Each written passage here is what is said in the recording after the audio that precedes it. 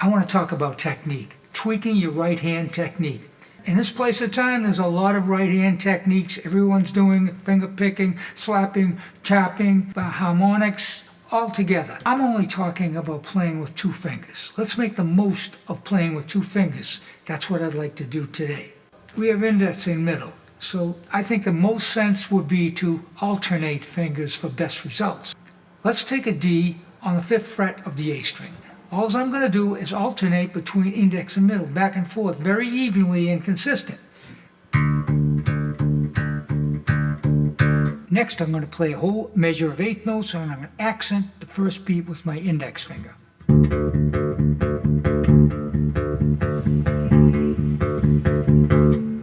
Now we're going to do the same thing, but we're going to start with the middle finger.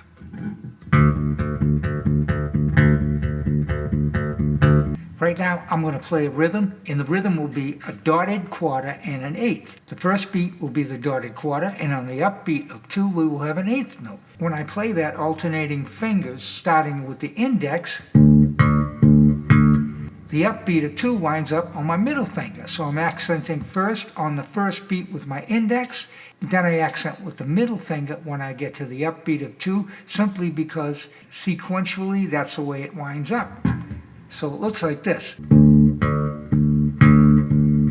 little faster. Since we're alternating fingers, it kind of makes sense. You know where the accents are going to be simply because you know that finger's going to land there. So much more smoother.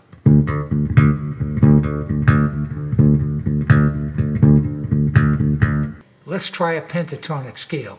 Now, pentatonic scale is almost made for this type of technique because in this position, in the D minor pentatonic scale, you have 2 notes per string. That's perfect because we're going to go index, middle, index, middle, index, middle.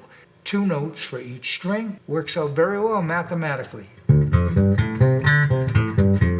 So we'll try with the index starting first.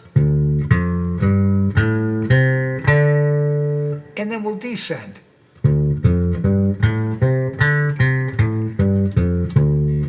Now you notice when we ascend and descend, you can focus on your index finger because that's where you start.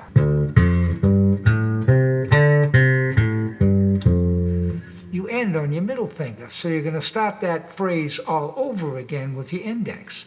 So when you're playing it, you can kind of concentrate it. If you want to alternate fingers accurately,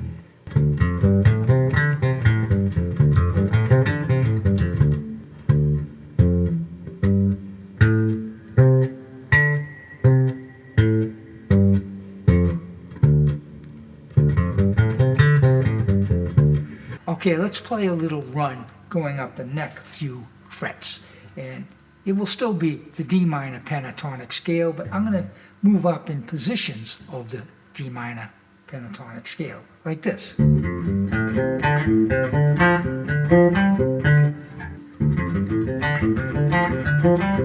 Let me show you slowly how this works.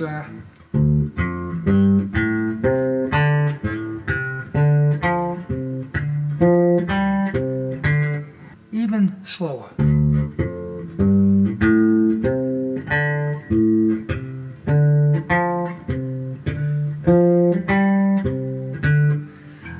I alternated fingers, and once again I started with my index and I wound up ending the last note with my middle finger if we play it properly and alternate fingers accurately.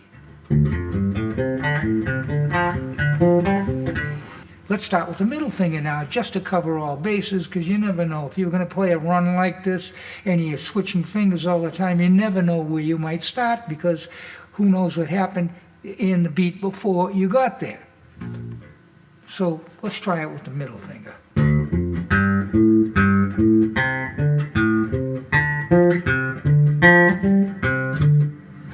I ended on the index finger, which means the next finger will be the middle finger.